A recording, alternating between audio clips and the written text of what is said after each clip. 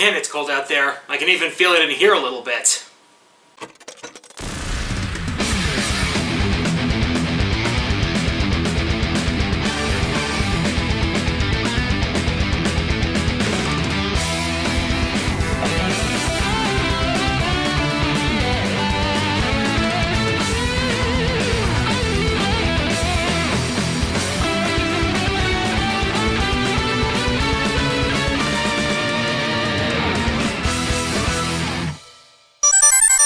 Man, has it really been 30 years? Well, 30 and change, but you get the point. Yeah, the release of the original Mega Man X was a game changer for the franchise after 6 games on the NES. With its tight gameplay, enhanced presentation, and darker tone, it was a big success, and naturally led to a series in itself which has been wildly inconsistent, even I can admit. I'll be showing you all that as I play through the Legacy Collection on stream this year. After all, I did meet my Extra Life donation goal last year, and that's my reward to you for that. By the way, I'm starting a new campaign this year as usual, benefiting Children's Wisconsin to help sick and injured children. Links in the comments. Anyway, since Capcom isn't showing any signs of celebrating the milestone, I guess the task falls to me. So since I've already talked about Mavericks, let's talk about another feature of the X series, the armors. Dr. Light figured X might have to fight, so somehow he left a bunch of armors behind to help X in his work. And I'm gonna count down the best in the series. Whether by design or by function, they all serve to help X hunt down rogue Reploids a bit better than his standard blue frame. Anything from an official X game is on the table, so let's get equipped for the mission. It's game time!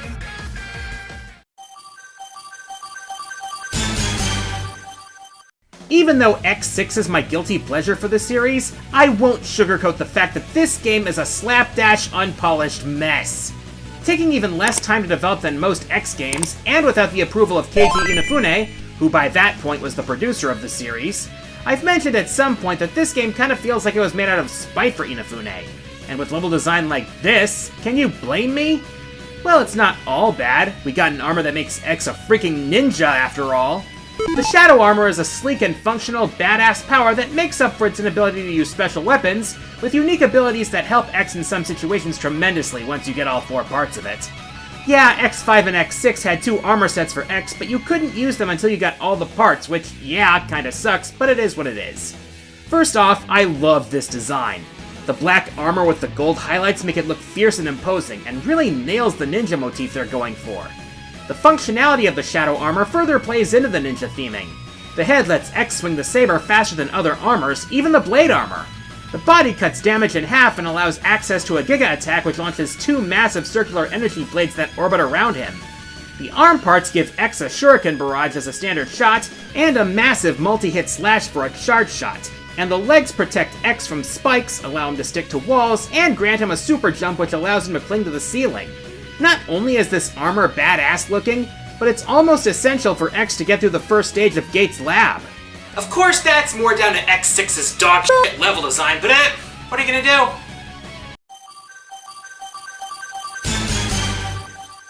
X3 was the first noticeable dip in quality for the X series, with an overabundance of collectibles, inconsistent difficulty, and a severe mishandling of Zero's first playable appearance.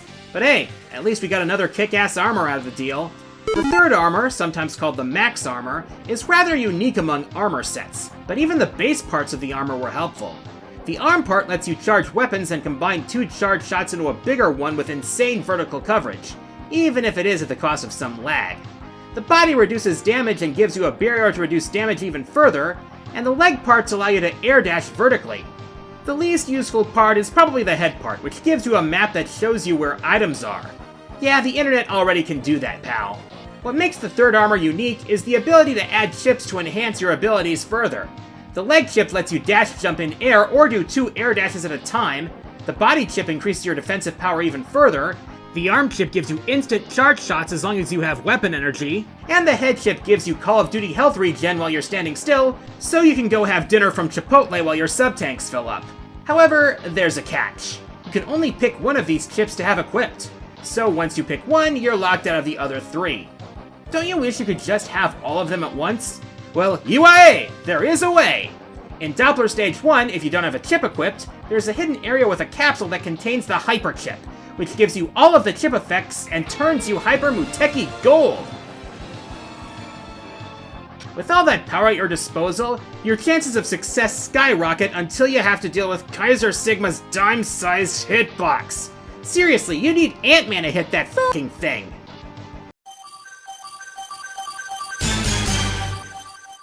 To think that the most iconic armor of them all is only number 8, but considering it's the most basic out of all of them, I guess it makes sense.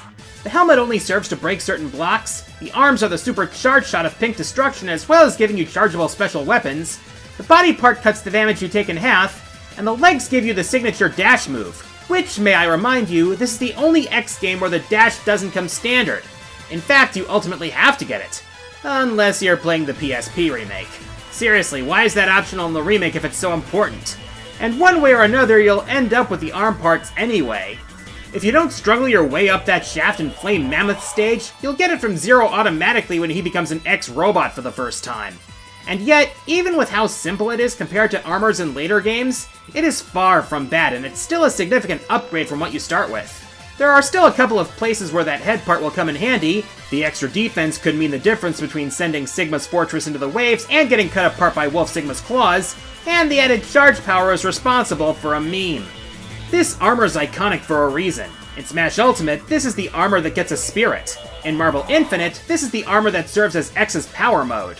Though I honestly wonder how many people still play Infinite nowadays. Not to mention, it's probably the armor with the best representation as far as merch goes. Model kits, figures, yeah, the works. That's how iconic this armor set is. And while I don't necessarily include the Hadouken as part of the package, it's still a damn cool Easter egg. So yeah, the first armor is basic, but since it's, well, the first armor in the series, it's to be expected, and it definitely serves its purpose. You know the old adage, simple but effective? Yeah, that's this armor in a nutshell.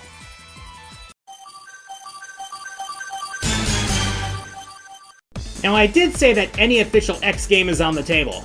And yes, that includes X-Dive. Given its original form as a gacha game, I knew two things right away. One, it would be a money sink. Dragalia Lost spoiled me with how generous it was. And two, it would eventually face end of service. Surprisingly, however, Capcom would preserve it via an offline version with the gacha elements removed, which I wish more gacha games would do. But three things still bother me. 1. No preserving progress from the original version. 2. The 3 cursed letters which I dare not speak. And 3... They took out the crossover armors! What the hell is this? Look, if they were collabs with other companies, I'd get it. But these were other Capcom franchises. Where's your fucking excuse? Okay, context. During the course of X-Dive's service, there were several collab events with other Capcom franchises, including Monster Hunter and Devil May Cry. With the first collab event, it was no surprise that we got Rathalos Armor X, and god was it badass! And it came with a couple powerful skills, including a double hit Charge Slash which also cut the damage you took, and a Fire Breath to Fire Slash combo.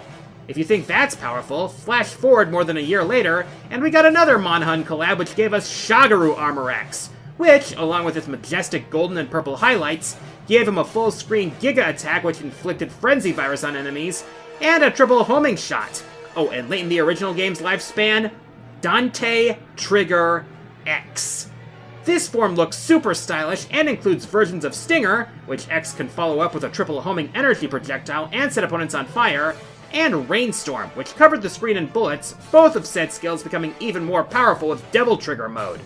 All three of these forms were further enhanced with unique skills which made them all fun as hell to use, at least until the original game shut down. And it's a real travesty that these weren't brought over into the offline version without mods, which Capcom apparently frowns upon now. Come on, Capcom, you are on a roll here. All I'm saying is that if and when we get a new X game, we better get these armors as free DLC. Who's with me?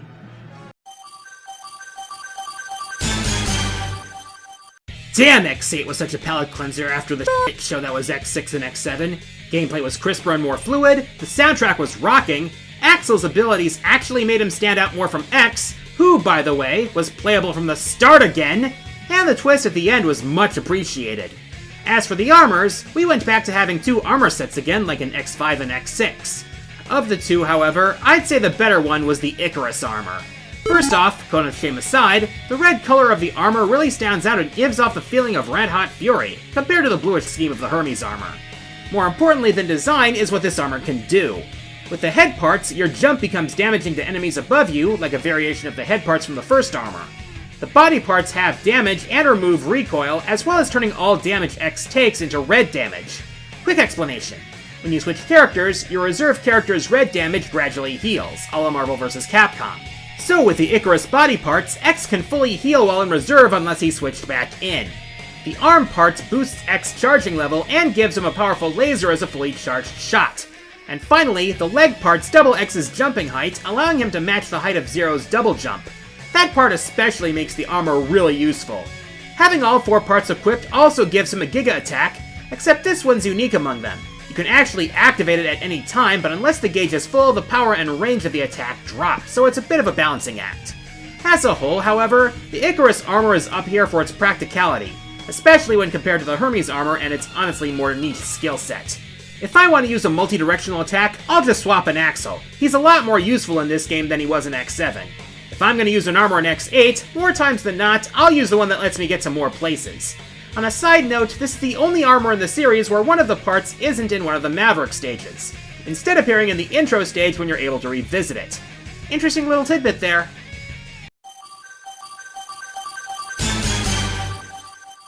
Okay, I'll admit, while X3 was a blip, X5 is where the series started going downhill.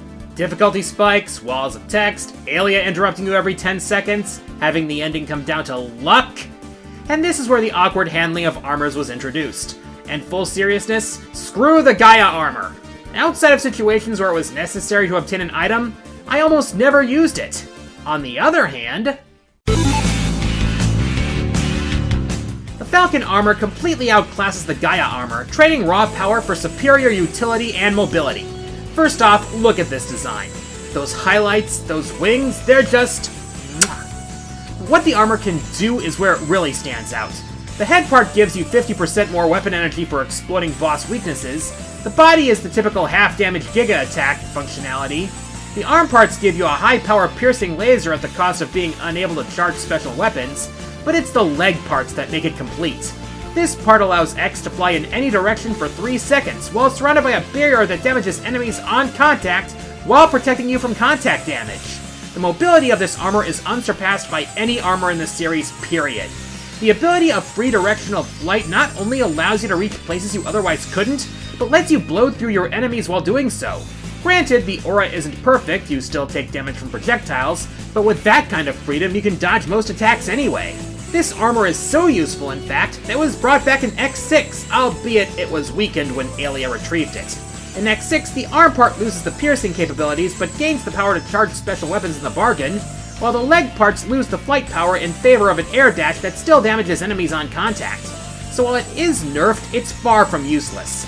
And it really says a lot when an armor is still useful even at less than full capacity.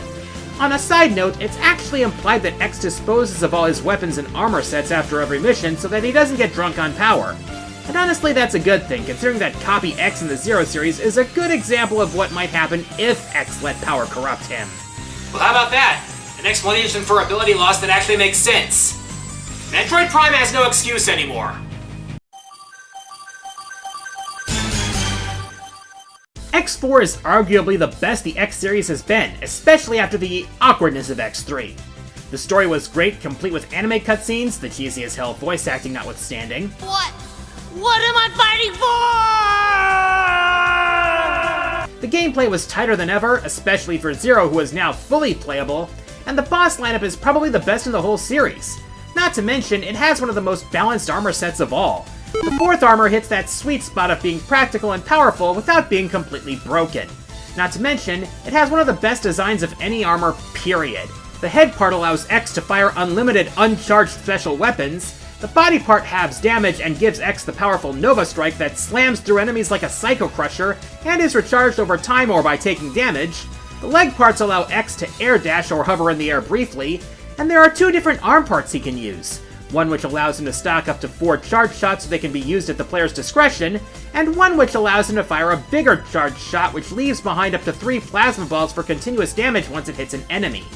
And unlike the Falcon armor, you can use each armor piece as you obtain it instead of having to obtain all 4 parts first, which is the main reason that I put it higher than the Falcon armor. And in a similar case to the Falcon armor, the 4th armor was salvaged by Aelia in X5 so long as you picked X to start out the game, albeit it was weakened slightly. In X5, the head only reduced weapon consumption by half, the body part ditched the Nova Strike, and the arm part was reduced to leaving only 1 plasma ball instead of 3 and prevented the charge shot from passing through walls. But even with these nerfs, it still manages to be a solid and useful armor from the intro stage to the final battle against Sigma, unlike how the compromises to the Falcon armor were made even more apparent by the aforementioned dogshit level design of X6. If the first armor is the definitive armor of the SNES games, then I'd say that the 4th armor defines X's armors in the 32-bit era. It's just that useful and stylish that it just felt right to put it this high. It's awesome in design and practical in function, just how any good armor set should be handled. Perfectly balanced, this whole thing should be. And I only realized in post that I put the 4th armor at number 4. Good one, Adam. Good one.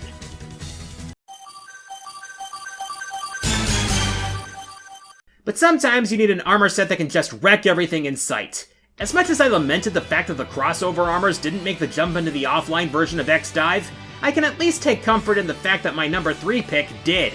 Introduced in September of 2021, a new alt was introduced to X in a dive festival, which gave him a brand new power born from the deep log itself, the Dive Armor. With an appearance based on the armor parts you could obtain at level 70, and photonic wings fashioned like an X, this original armor brings an appearance invoking the digital realm, which I absolutely love. But more than that, this armor is an absolute powerhouse. Let's start with the armor's 2 skills. First off, Charged Cannon Dive. This is the armor's charge shot, and at full charge it becomes a piercing laser that hits multiple times, similar to the charge shot of the Icarus armor. Not only can it be modded to accelerate charging time, increase power, or leave behind a damaging X-shaped aura on hit, but it can be further enhanced through passive skills to create a line of explosions for added damage, and even paralyze the enemy, which can trigger even more buffs for X. Then there's the second skill, Nova Aura.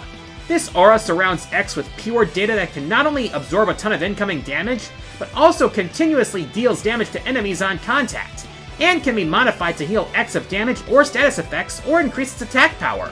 And not only that, thanks to passive skills, it can give you a barrier to protect you from status effects and even make you briefly invincible while you use it. With that kind of power, deep log errors will get corrected left and right, leaving no bug unfixed. If you want raw digital energy, this is what you want. Heck, it's so badass they gave dive armors to everyone. Zero, Axel, even EXE, even 2 of the OCs, even Iris. Hell, the official art book shows they were even planning on giving Sigma dive armor for a boss fight before the end of service decision was made. Look, all I'm saying is that the dive armor is an absolute force to be reckoned with, combining an absolutely killer design with super powerful skills and upgrades, making it a consistently high-tier unit. Again, if and when we get an X9, they had better include this absolute S-rank unit in a free update. Come on, not having it as an unlockable or at least free DLC would be a gigantic missed opportunity.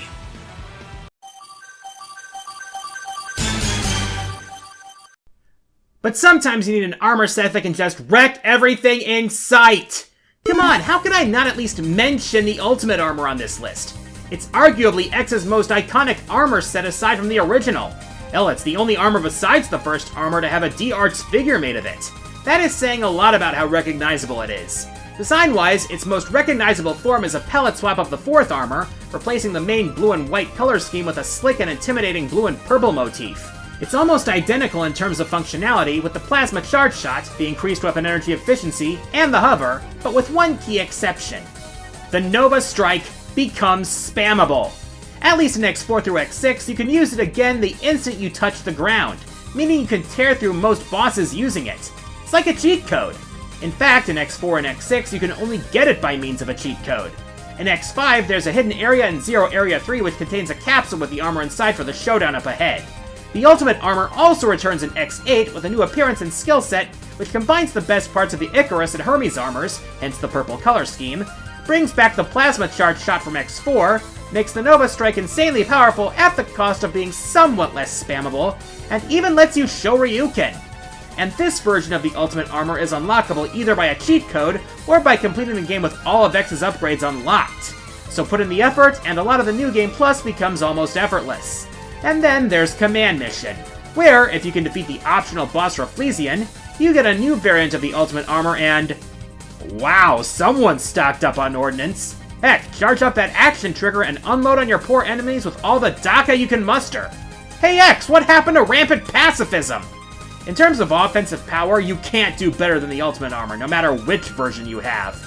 According to lore, this armor puts incredible strain on X's body, but you never actually see it in practice. The big reason that Dr. Light considers this armor forbidden is because it's so damn OP.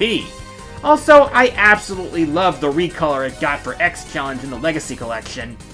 Too bad X Challenge itself is an unbalanced mess. And before we move on, here are some honorable mentions. The second armor from X2, my number 11. It introduced the Giga Attack and the Air Dash, but the head is rendered redundant by the internet. X-Fire from Command Mission. A solid hyper mode, but it only functions as much. The Next Dive armor from X-Dive. Incredibly overpowered, but also incredibly overdesigned.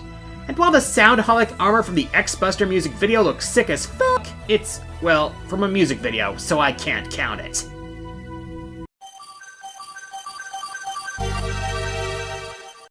Okay, we've seen armor sets that range from practical and functional to downright overpowered. But there's one armor that truly captures the essence of X. Think about that name for a second. X, the variable. A symbol that can mean literally anything. Force, velocity, even the degradation of a social media platform. In the case of our hero, it's a symbol of his unlimited potential, as brought up in Maverick Hunter X. So what kind of armor best encapsulates that potential? Here's your X Factor, everybody! I'm sensing some raised eyebrows out there in the crowd, and I can't say that I blame you. Essentially, the neutral armor is basically just a frame for the other armor parts in X8. But that's what makes this armor so unique. If we may review for a moment in X1 through X4, and X7, there was only one armor set in the game, but you could use each armor part the second the energy bolt struck the capsule. In X5 and X6, there were two collectible armor sets for X, but you could only use them once you collected all four parts, which may or may not have been due to system constraints. However, the neutral armor serves as the perfect reconciliation between these two systems. Not to mention, you get this armor as soon as you enter your first capsule. Don't let the cone of shame fool you, this is the real deal, people. This armor allows you to use any armor piece you obtain, letting you mix and match the powers of the Icarus and Hermes armors any way you see fit.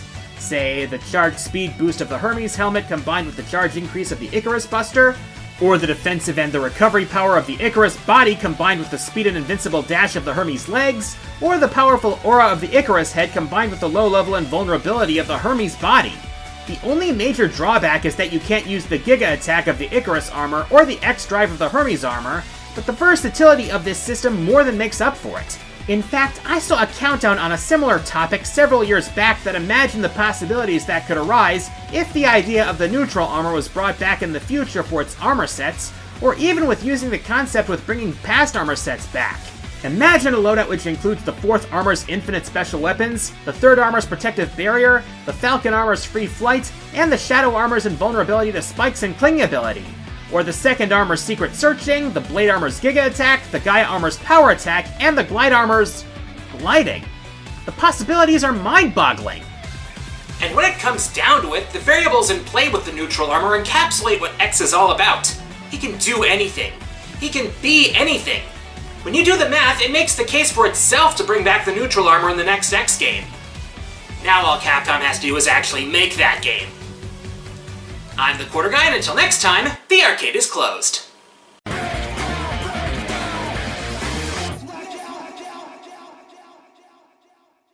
On the next QG at the arcade.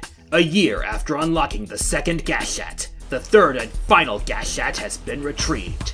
In order to uncover its secrets, Adam must return to where it all began. What knowledge will be uncovered? And what is the truth behind Denham's plan? All will be revealed in the shocking climax of the Gashat saga. Next time on the 5th anniversary of QG at the arcade.